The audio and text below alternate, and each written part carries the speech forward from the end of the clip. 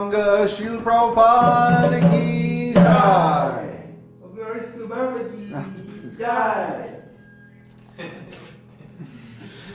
Namo Vishnupadaya Krishna Prasthaya Bhutale Shrimati Bhaktivedanta Swami Namane. Namaste Saraswati Devi Gauravani Pacharani Nirvishesha Shunyavadi Paschatya Deshatarane.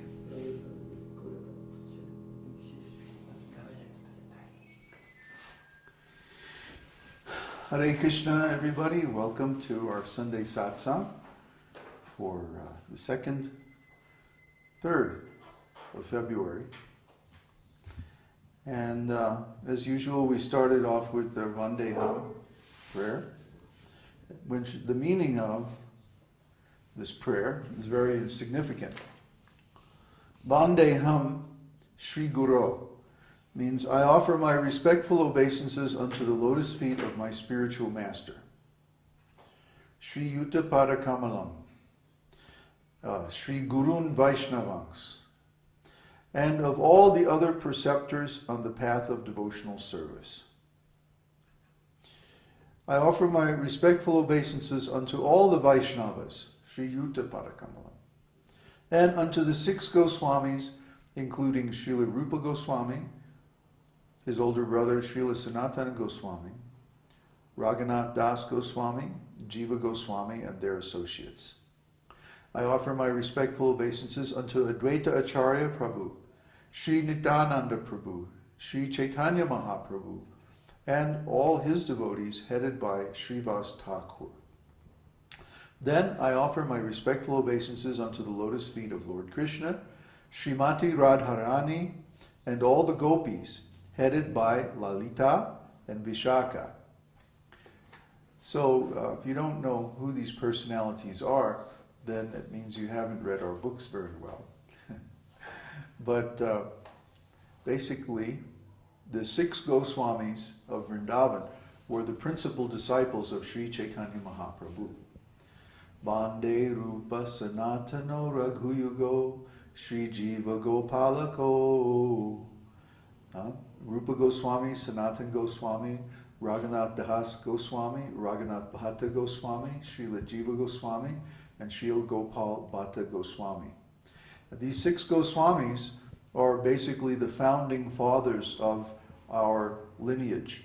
Our lineage is based on the Brotherhood of the Esoteric Teaching, which was created at the recital of Srimad Bhagavatam at the beginning of Kali Yuga 5,000 years ago.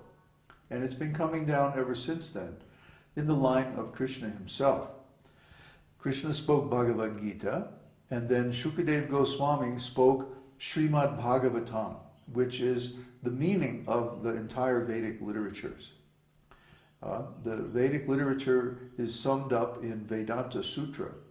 But Vedanta Sutra are like the cliff notes, They're very terse.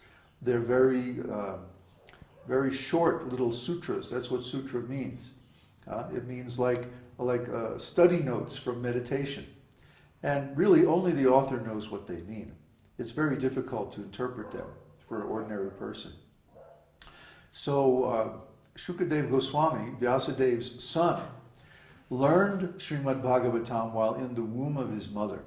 And then he spoke Srimad Bhagavatam to Maharaj Parikshit at the time, that's Arjuna's grandson, at the time of his leaving this world. And then shortly after that, Suta Goswami, who was present at the first recitation of Srimad Bhagavatam, spoke it again to the sages at Naimisharanya forest. Naimisharanya forest is a beautiful place right near Kurukshetra, where the Battle of Kurukshetra took place. So it's one of the sacrificial arenas of the Kuru dynasty going back many, many thousands and thousands of years. So this important Vedic literature, Srimad Bhagavatam, is actually the cream of the Vedas. In the Bhagavad Gita Mahatmya by Sripad Shankaracharya, the Vedas and the Bhagavad Gita in particular are compared with milk. And Krishna is like a cow. And Arjuna is milking the cow of the Vedas and getting the milk. The milk is understood to be the substance of religiosity. So if Bhagavad Gita is the milk, then Srimad Bhagavatam is the cream. It's the essence of the Vedas. So everyone should read Srimad Bhagavatam very carefully, and then you'll understand what we're talking about when we mention so many esoteric teachings drawn from the Vedas. It's not that we're making this stuff up. It's not that this is our opinion or our ideas. We received all this from our predecessors. Krishna, the 6 Goswamis of Vrindavan, Chaitanya Mahaprabhu, Srila Prabhupada.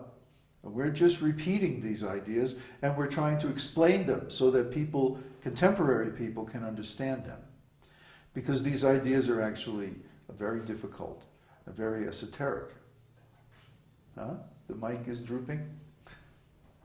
I have drooping microphone syndrome here. How's that? Okay. So this esoteric teaching has been coming down for many thousands of years from impeccable sources. By impeccable, it means that their authority, their integrity is beyond question. Lord Sri Krishna is the Supreme Personality of Godhead himself.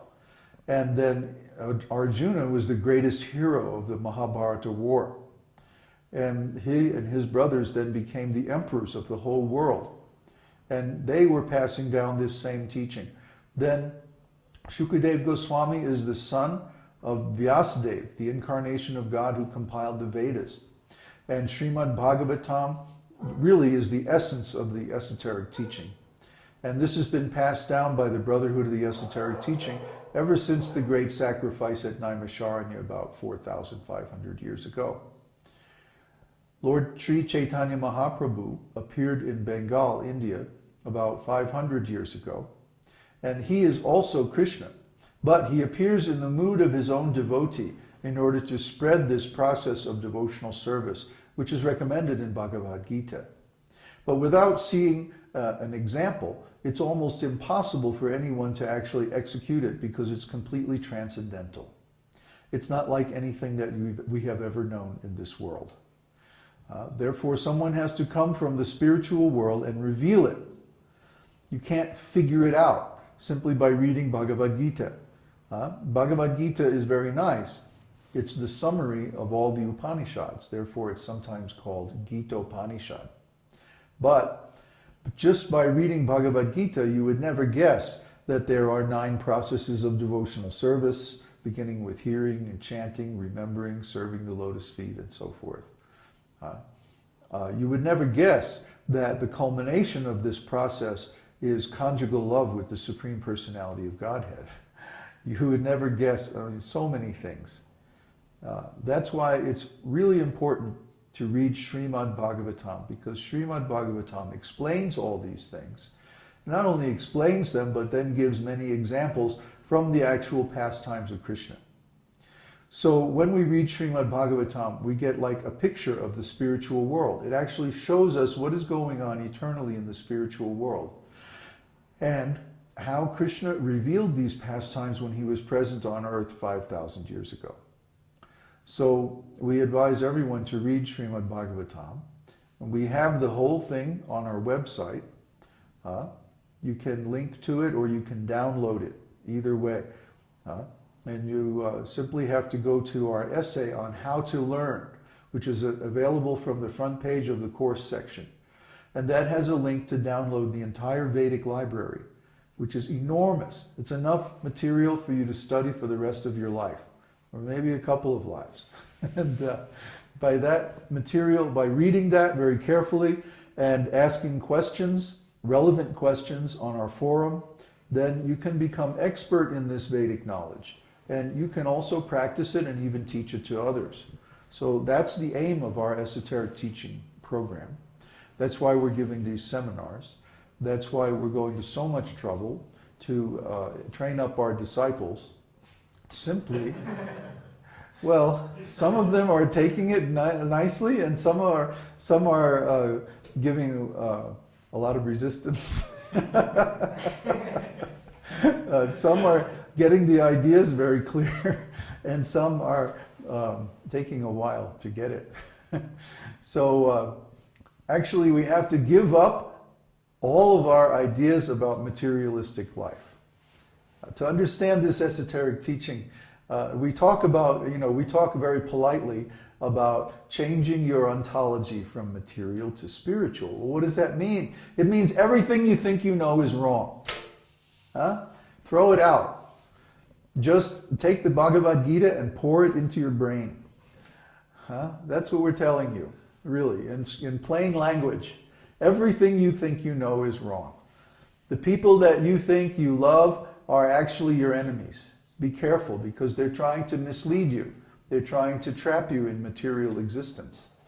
So the association of materialistic people is deadly, because it brings us back into this material world where we have to suffer birth, death, old age, disease, and so many other nasty things. So don't come back to this material world. Get out.